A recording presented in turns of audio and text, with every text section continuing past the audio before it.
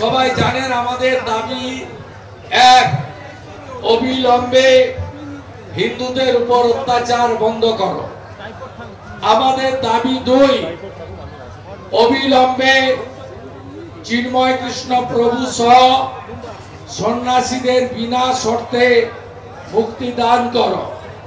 আমাদের দাবি তিন, ভারত সরকারের কাছে এবং জাতিসংঘের কাছে হিন্দুদের অস্তিত্ব বাঁচানোর জন্য অবিলম্বে জাতিসংঘ বাংলাদেশে হস্তক্ষেপ করে হিন্দুদের বাঁচানো শুধু নয়, হিন্দু অস্তিত্ব, হিন্দু মন্দির রক্ষা করার কাজ করুক, এটাই আমাদের দাবি।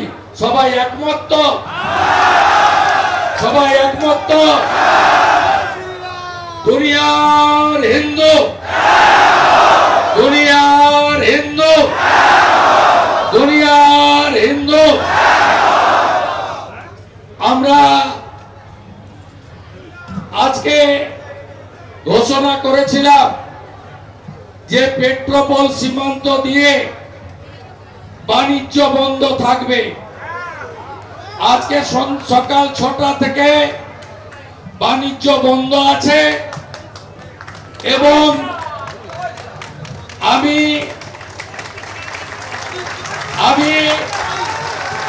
ধন্যবাদ জানাবো যে এটা 24 ঘন্টা চলবে, আগামীকাল সকাল 6টা অবধি। এটা আমরা ট্রেলার দেখিয়ে গেলাম। এর পরের সপ্তাহে অত্যাচার বন্ধ না হলে, প্রভু মুক্তি না পেলে আমরা 5 দিন বন্ধ করব।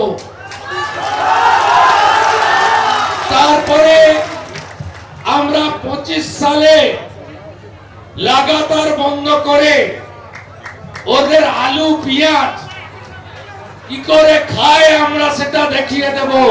আমাদের নাম ভারতবর্ষ। ভারতবর্ষের পতাকা যারা পদদলিত করেছে,